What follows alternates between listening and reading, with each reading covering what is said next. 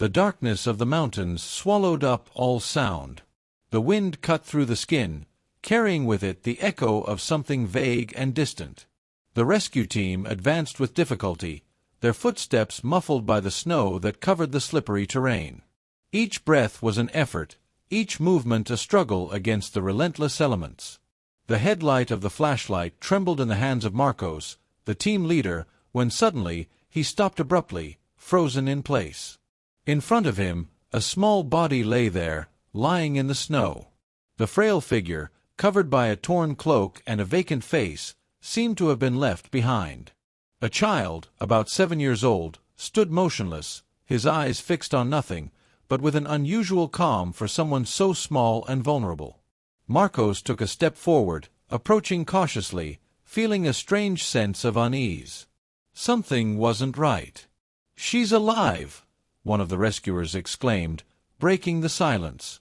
But as he got closer, he noticed something even more disturbing. In the pocket of the child's jacket, there was a crumpled piece of paper.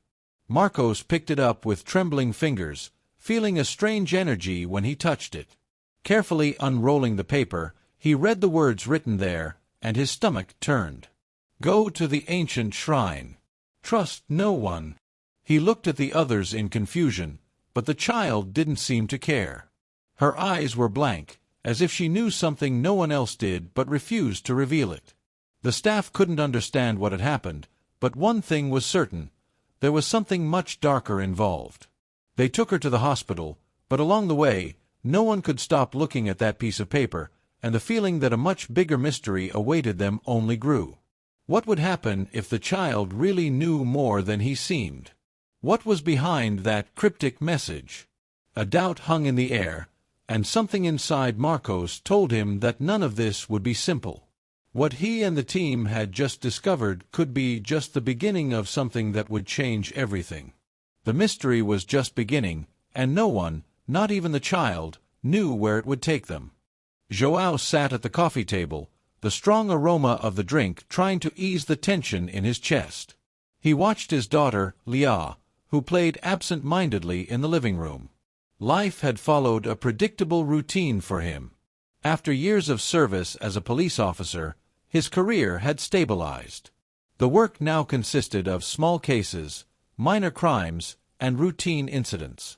At home, his wife, Julia, devoted herself to work and their daughter, while he sank deeper and deeper into a routine that took him away from everything that really mattered. He saw himself as a successful person. But there was something inside him that bothered him. The lack of purpose.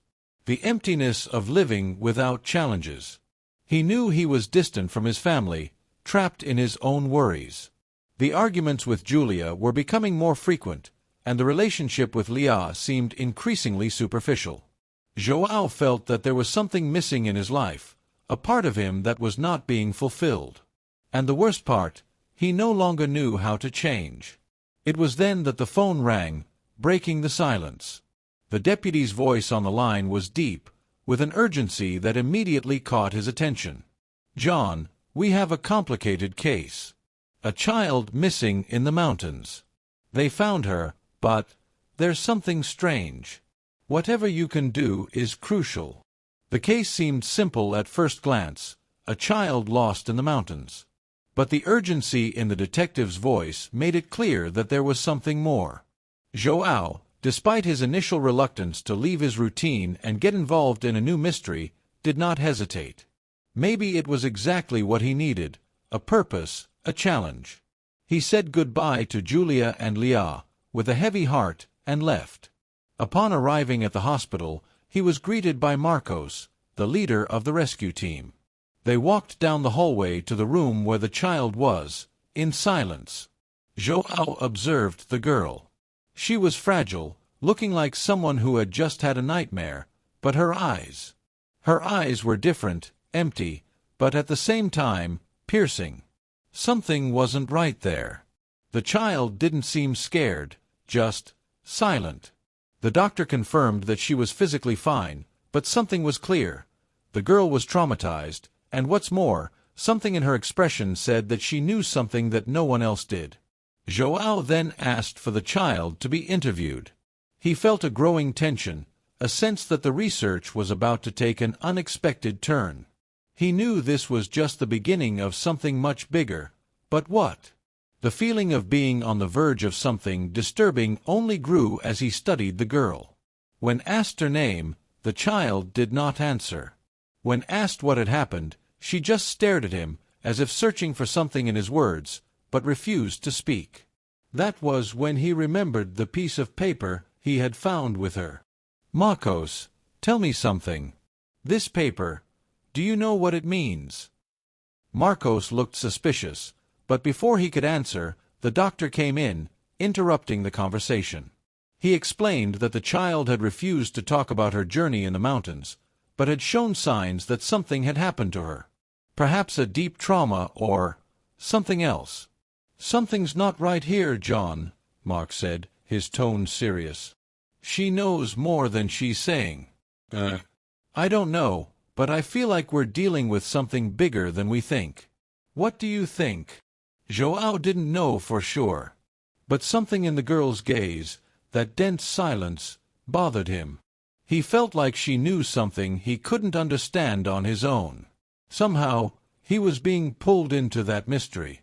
And no matter how much he tried to resist, he knew he couldn't stop until he discovered the truth. As he left the room, with the child now safe, John couldn't help but wonder, what secret was she keeping?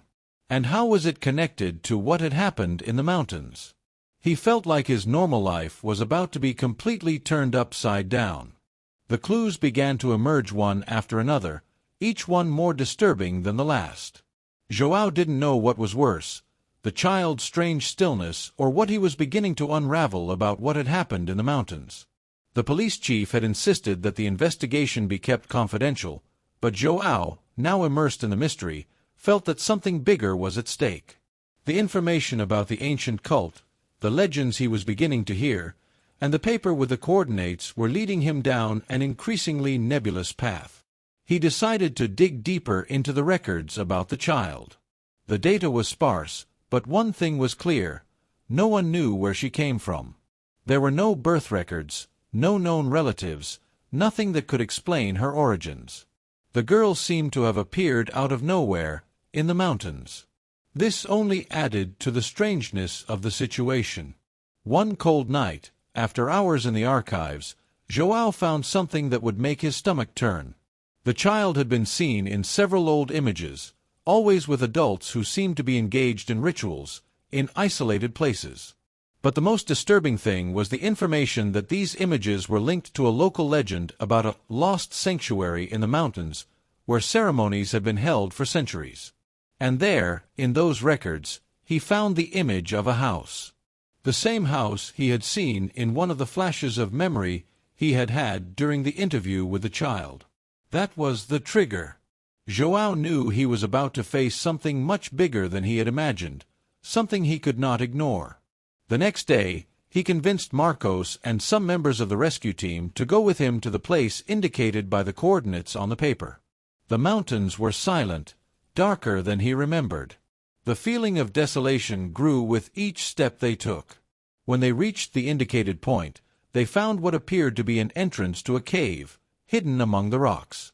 As they entered the cave, darkness engulfed them.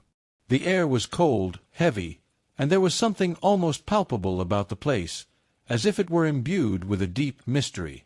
At the back of the cave, a rudimentary altar was covered in burned candles and the remains of what appeared to be an ancient ceremony. But most intriguing were the drawings on the walls, depicting figures that resembled the child. Once again, she was there, at the center of everything, as if she were an essential part of something much larger. That was when John realized something shocking. The images showed the child not as a victim, but as a central figure, adored, worshipped. He felt the weight of his own conclusions bearing down on him. What he thought was a lost child was actually a key to something darker. He wondered, did she know this? Or was she being manipulated? The tension rose even more when Marcos found a series of old photographs. They were piled up in a corner of the cave, and as he looked at them, João felt a lump in his throat. The photos showed the child at various ages, with adults who seemed to be in some kind of ritual. But what completely disconcerted him was seeing a photo where the child was with a man he recognized, the very police officer who had contacted him about the case. "This isn't right," Marcos said, his voice shaking. "What are we really dealing with here?" John's moral dilemma grew stronger by the second. He was on a path of no return, but he didn't know if he should continue. Something was driving him, a need to understand what was happening, but now he knew that it could cost him more than the child's life. He had to find out the truth, but the question that hovered in his mind was the most dangerous of all. What if the truth was darker than he could bear? Sensing that they were being watched, the team retreated from the cave. But John knew the game had changed. The child was at the center of something he didn't fully understand, and he was deep in a nightmare that seemed to have no end. He needed the truth, but he knew it would lead him to even darker places. Tension mounted as he stared at the police officer's photo. What was really going on? Reality seemed to slip through his fingers, and he wondered how far he could go without losing himself completely. The dilemma was set, and the mountains seemed to whisper answers that John was not ready to hear. The following days were a whirlwind of discoveries and questions. John could no longer sleep well. The images of the cave, the faces in the photographs, the paper found with the child, everything swirled around in his head like an ever-expanding nightmare. He knew he was delving into something much bigger than he had imagined. But the worst was yet to come. One night, while reviewing the photos and documents in the archive, João received an unexpected call. It was the police chief, but his voice was different, tense. "João, I need to talk to you. It's urgent. You don't understand what's happening. The child, she's not just a victim. I have information that could change everything. Don't go after what you're thinking. It might be too late." What the police officer said left him speechless. For a moment, João was paralyzed, fear beginning to invade his chest. "Don't go after what you're thinking." The phrase echoed in his mind, but he couldn't go back. There was something wrong, something that needed to be unraveled. But what exactly? What wasn't he understanding? The next morning, he met with Marcos and the other members of the team.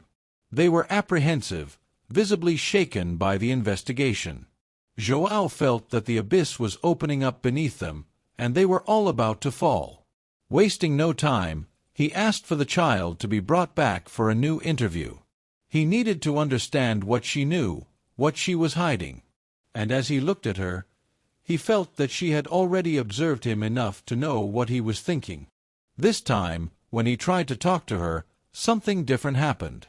The child, previously quiet and introspective, began to move in a strange way. Her eyes were more vivid, and something in her expression seemed to distort, as if the child was trying to communicate something through an unspoken code. Then, with a calmness that João did not understand, she whispered, almost as if she were speaking to herself, "I have to go to the sanctuary. You don't understand, but I am the key." The sentence was like a direct blow to John's heart. He felt frozen, as if he were trapped in a nightmare. She knew. She knew more than anyone could imagine. John looked to Mark, but there were no answers. The revelation made no sense. The key? To what? He couldn't ignore what he had just heard. But the child's words created a chasm between what he knew and what he needed to know. What was behind this sanctuary? What did she mean by being the key? The tension was increasing by the minute. Not knowing what else to do, John decided to follow the coordinates on the paper again, this time with a different urgency. The child, apparently without meaning to, had taken the next step in the investigation. She had led him straight to the heart of the mystery. Together with Mark and the others, John followed the clues to the place the child had mentioned. When they reached the entrance to the sanctuary, a freezing cold enveloped them. The feeling that something was watching them was palpable, and the silence was so thick that it seemed to swallow every sound. As they walked further, the place seemed more desolate, more ancient. It was a place forgotten by time, covered in moss and broken stones. There was an eerie feeling, as if the very air was permeated with something unholy. Inside the sanctuary, the atmosphere was somber, lit only by unlit candles. In the center was a large altar, and around it were a series of drawings and symbols that John did not recognize. The most disturbing was a circle carved into the stone, with marks that appeared to be blood, from something that had been done there long ago. And that was when John realized the key the child spoke of was not just literal, but symbolic. It was somehow the center of an ancient ritual, a vital piece to something greater. He felt the weight of what he was about to discover. It was the moment of truth. But John knew that this would change everything. The child was not just a victim. She was connected to something that defied all logical explanation, something that would turn the very nature of what he believed was possible upside down. The revelation was near, and there was no escape. What he didn't know was that the moment he got closer to the truth, he would begin to understand that the line between saving the child and destroying him was about to completely disappear. The sanctuary was there for a reason. And John was part of that reason now. With the discoveries at the shrine, John believed he was finally close to understanding the truth.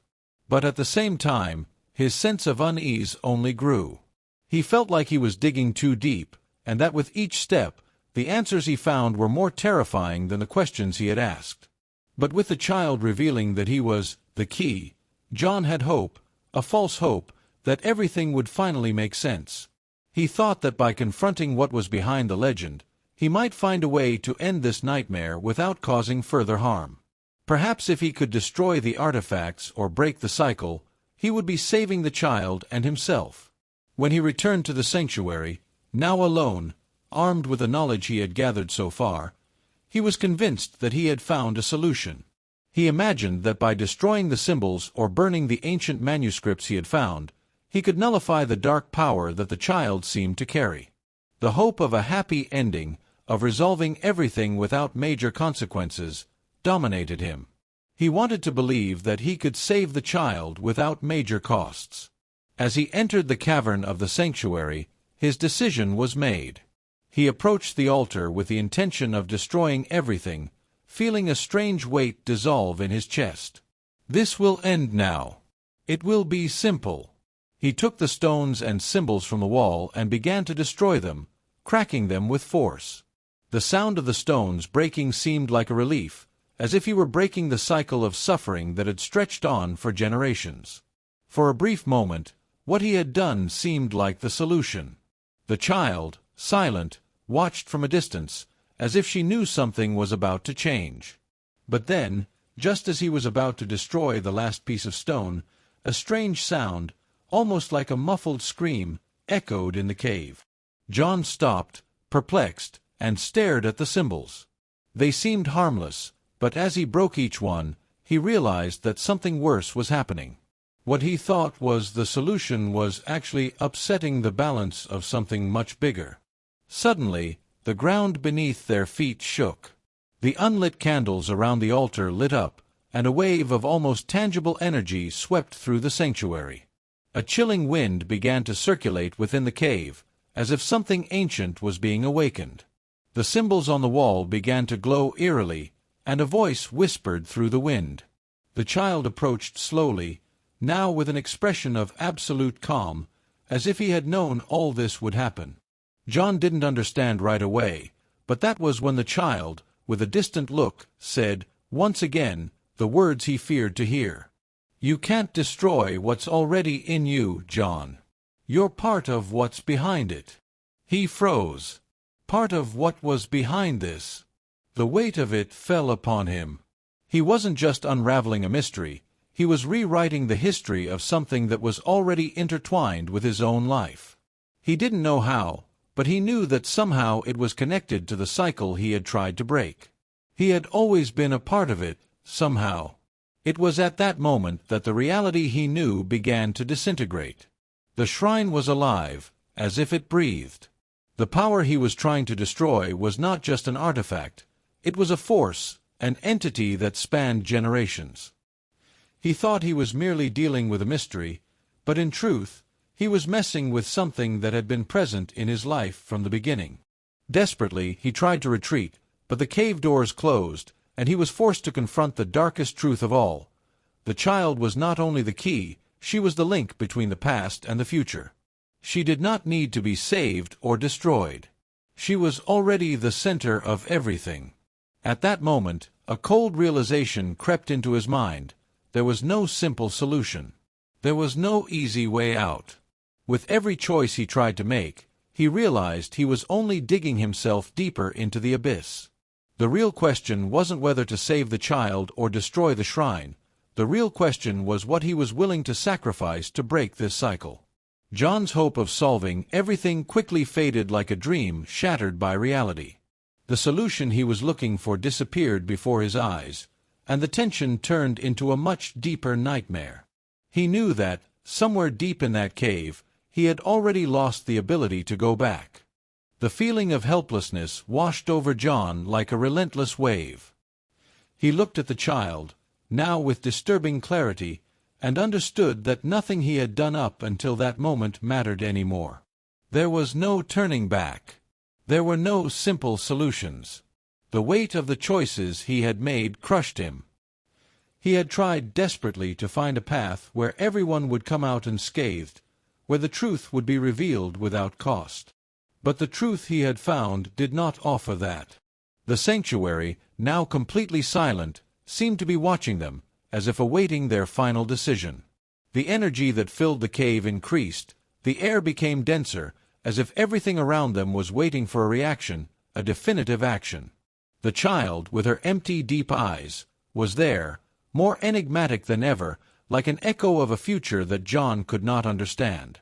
She knew what would happen, and perhaps she had known it from the beginning.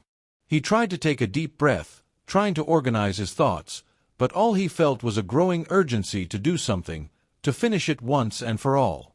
But what could he do? What was left? João looked around, desperate, trying to find an answer. That's when he remembered something. The paper. The paper with the coordinates. The message. The child had always been the key. He knew that his connection to the sanctuary was undeniable, but what he didn't know was what role he really had in this game. He wasn't just an investigator. He was deeply involved in this cycle. But how? What did he have to do with all of this? You can't run, the child said, breaking the silence. You're already inside. John swallowed hard. What did she mean by that? He couldn't deny it anymore. He was here for a reason. There was no running away, no escaping. The only way to solve the mystery was to face it head-on. He needed to understand what she meant, how he was connected to all of this. The sanctuary, with its stone walls and ancient symbols, seemed to close in around him. He was trapped, with no alternatives, no time. The questions multiplied, but he could hesitate no longer. He could not turn back. With a sudden movement, João approached the child. She did not move away, she just watched him. Her eyes, empty and deep, were now more penetrating, as if they were searching for something inside him. Something he did not want to find. I am the key, John. You always knew it. But you were afraid to face what was inside you. What you have to do will not be easy. But you have no choice. He felt the weight of those words fall on him like a death sentence. There was something inside him, something hidden, that connected him to all of this. Something he had always known but never wanted to see. He looked at the altar, the symbols, the circle carved into the stone. It was as if something was calling to him. The energy in the cave was stronger, more intense, and he knew it could only mean one thing. He was about to make a choice he could never reverse. The feeling that everything he had done so far had been in vain consumed him. John approached the stone, his hands shaking. He felt the power of choice, the weight of the decision he was about to make. But at the same time, he knew that this was the only way to break the cycle, to finally understand what was happening, to resolve it once and for all. He could no longer ignore it. With a muffled cry, he touched the stone, feeling the energy flow through him. The cavern exploded in intense, blinding light. Time seemed to stand still. He was in a trance-like state, lost in something that surpassed the limits of comprehension. He no longer knew what was real and what was a dream, but he felt himself merging with the sanctuary, with the child, with what they represented. Everything became one. The cycle, the key, the sanctuary, the child, everything was connected, and John was at the center of it. He didn't know if he would be able to bear what was about to happen, but the only certainty he had was that nothing would ever be the same again. The choice was made. He was in. There was no way out. The sound of the cold wind cutting through the cave seemed louder now, as if the sanctuary were breathing, preparing itself for what was to come. The golden light emanating from the altar now shone uncontrollably, blinding John for a brief moment. He felt a pressure in his chest, as if he were being crushed by an invisible force. The child, now standing in front of him, seemed different. His eyes, previously empty, were imbued with something incomprehensible, as if he had become part of the sanctuary itself. John felt his heart race. What was happening? He no longer knew what was real and what was fantasy. The sanctuary was becoming more than just a place.